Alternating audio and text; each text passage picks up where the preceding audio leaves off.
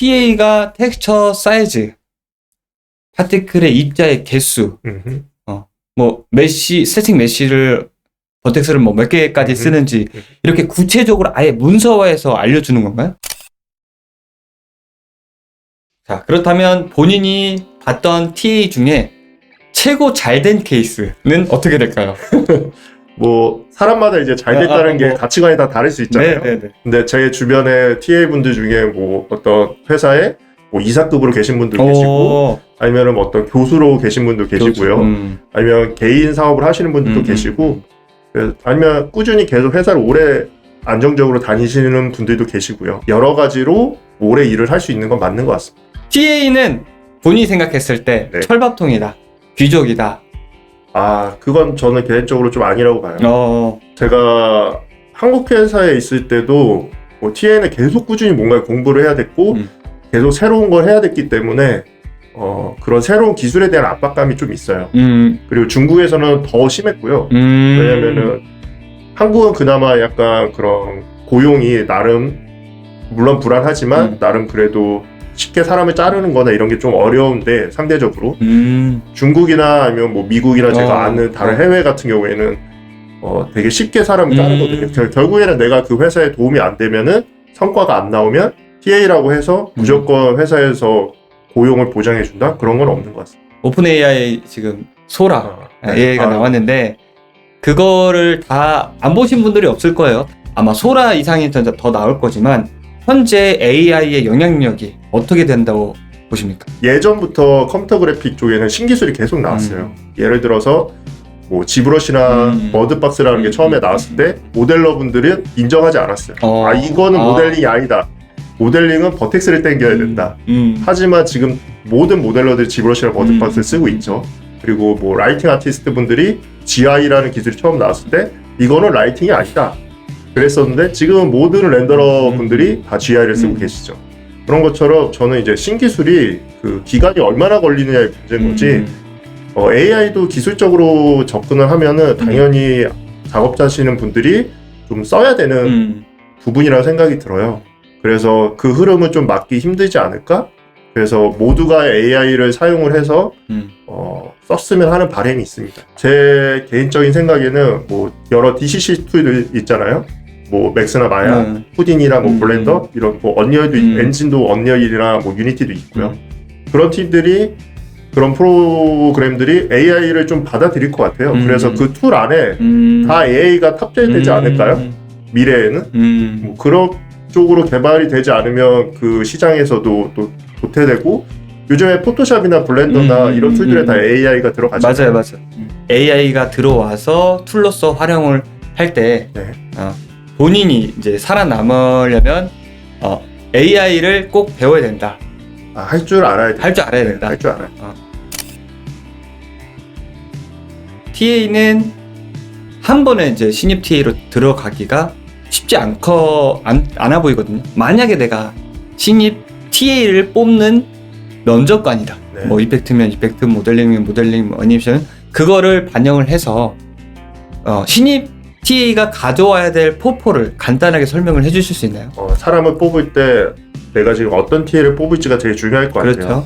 캐릭터 TA냐, 뭐 배경 TA냐, 이펙터 TA냐, 뭐 라이팅 TA냐, 뭐 신입이다는 기준으로 본인이 테스트하고 기술적으로 연구했던 것들을 당연히 아트적으로도 보여줘야 되고요. 그리고 만약 이펙트 TA다.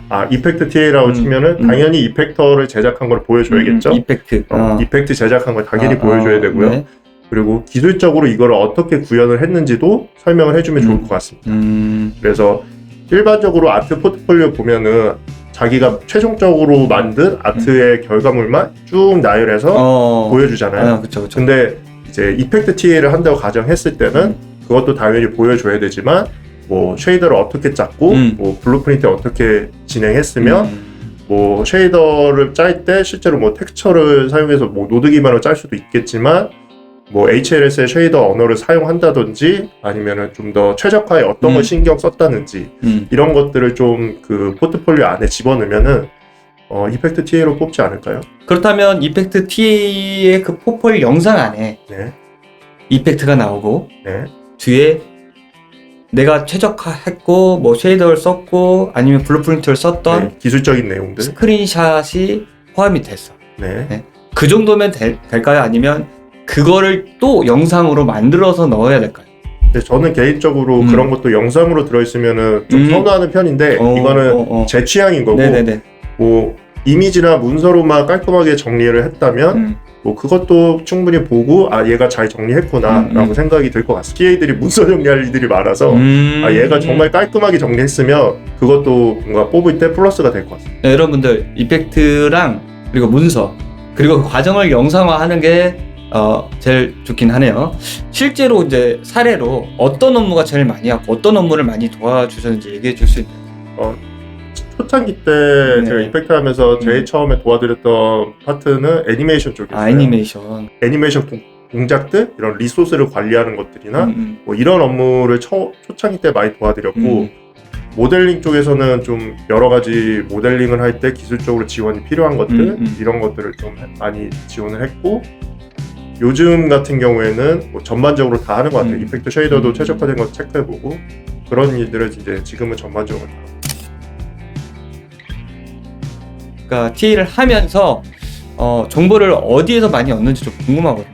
TA도 네이버에 카페가 있어요. 그래서 거기서도 얻을 때도 있고 근데 대부분 이제 구글에서 검색을 하죠. 구글에서 검색을 하거나 유튜브에서 검색을 하고 이런 강의를 보거나 아니면은 어떤 논문을 봐야 될 때도 있어요. 좀 필요한 어떤 핵심적인 기술들을 좀 읽어봐야 될 때도 있어서 그런 것들이 요즘에는 정말 세상이 좋아져서 다 많이 공개가 되어 있고 그렇게 좀 공부를 많이 하는 것 같습니다. 그러면 우리가 중국에서 TAT가 있고 TAA가 있다고 했잖아요. 그럼 본인은 어디에 속하고? 글쎄요. 저는 어디일까요? 저는 근데 예전부터 아까 처음에도 얘기했지만 만화가나 화가가 되는 게 꿈이었어요. 그래서 아트적인 성향이 더 있지 않을까라고 생각을 하고 있고요.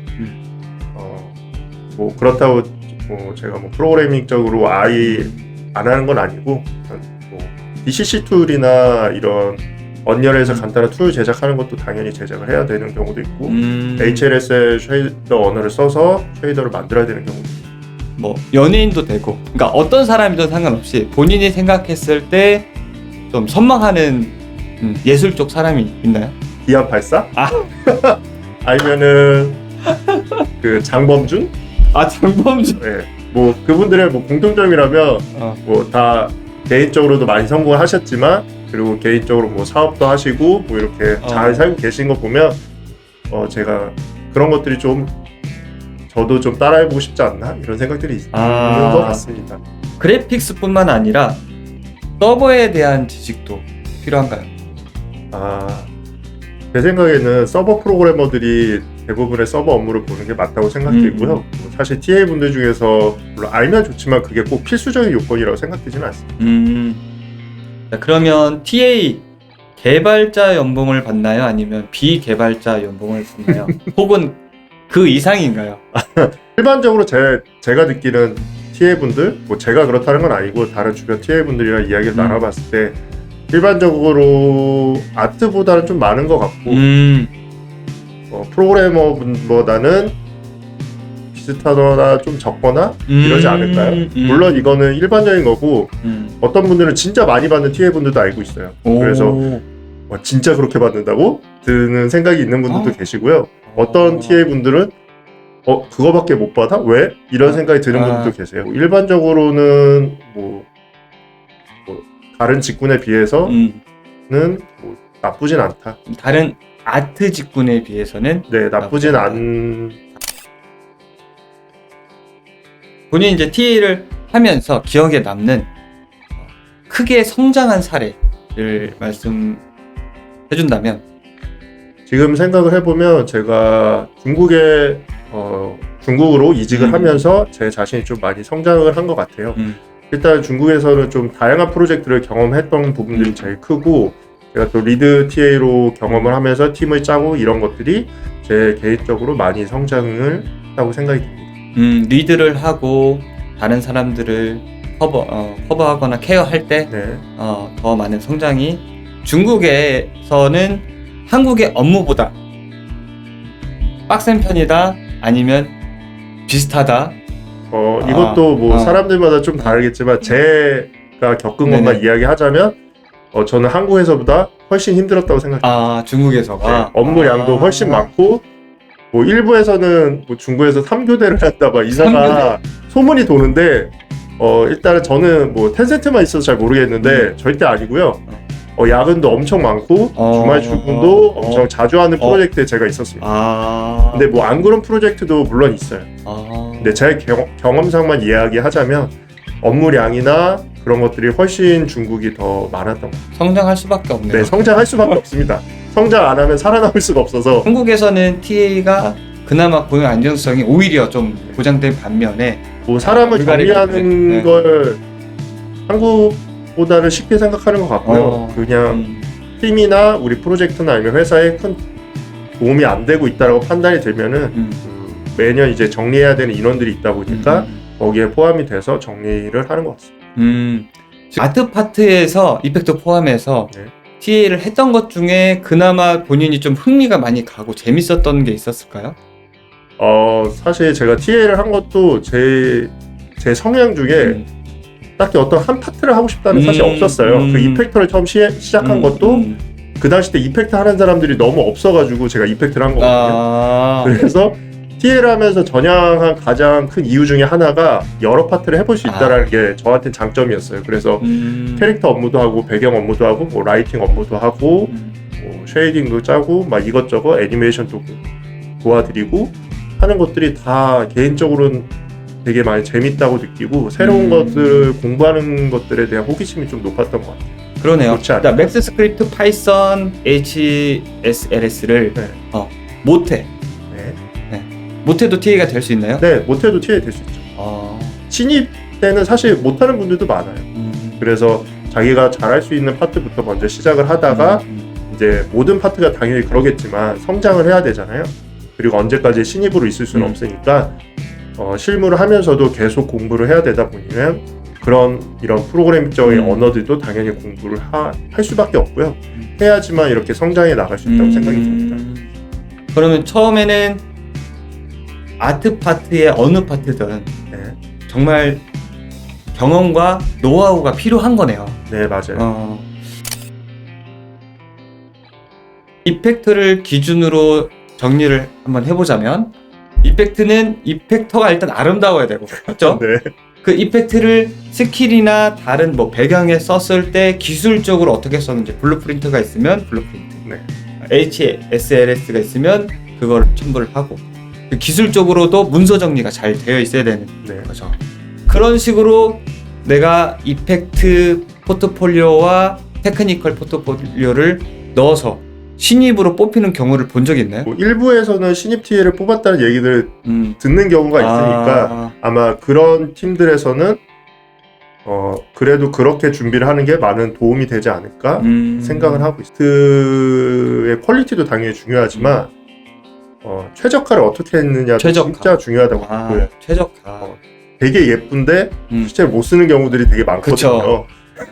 아시겠지만 그러면 되게 예쁜데 내가 최적화도 되게 잘 해놨다라는 걸 보여주면 이 친구는 좀 신입으로 뽑아서 키워볼 만하다라고 느끼지 않을까 싶습니다.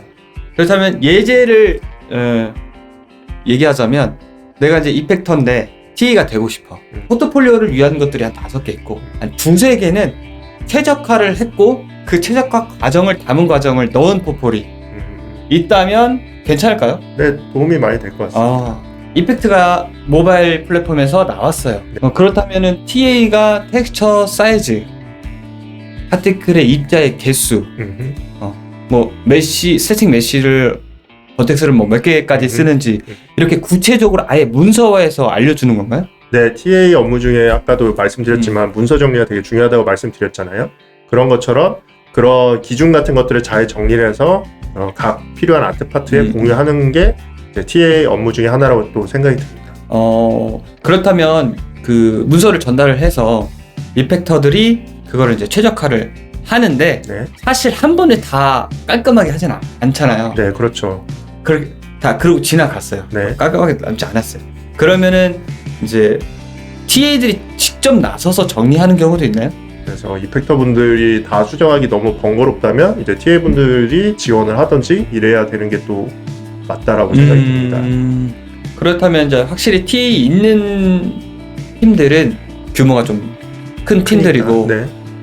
규모가 작은 회사는 TA가 사실 없잖아요. 네. 그렇죠. 네. 그 역할을 이펙트가 네. 대부분 할 확률이 상당히 높죠. 그렇죠. 그렇기 때문에 제가 아까 말씀드렸지만 이펙터 분들도 최적화를 하는 방법을 알고는 있어야 됩니다. 그렇죠. 그래서 처음에 제작할 때부터 그걸 고려하고 제작하는 게 제일 베스트.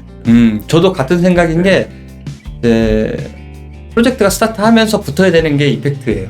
그래야 어느 정도 쓸 건지, 렌더 패스에서 어느 정도로 이펙터가 차지할 건지, 트랜스루센스 항목을 얼마큼 쓸 건지가 막 정의가 되면은 나중에 프로그래머가 이펙터한테 띄워오는 일은 많이 없거든요.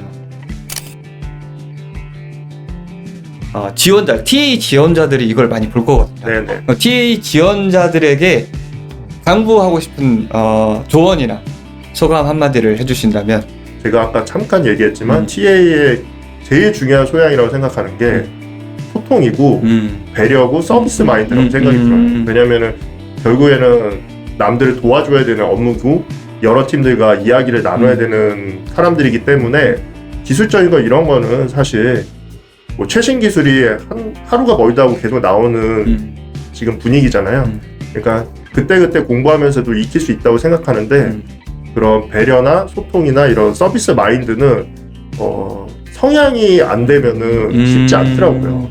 그래서 본인이 그런 성향인 사람인지가 되게 중요하고 그런 사람이어야만 이제 다른 팀들이랑 잘 지낼 수 있을 거라고 생각이 들어서 기술 공부는 기본적인 거고 그런 사람이 돼야 되는 게 또 되게 중요한 부분이니까 그런 부분도 좀 신경 쓰면서 TA를 준비하실 분들은 좀 하시면 좋을 것 같아요. 인터뷰는 이걸로 마무리 짓고요. 하신 TA 삼범님은 다음에 또 기회가 되면 모셔보도록 하겠습니다. 감사합니다. 네. 감사합니다. 수고하셨습니다. 수고하셨습니다.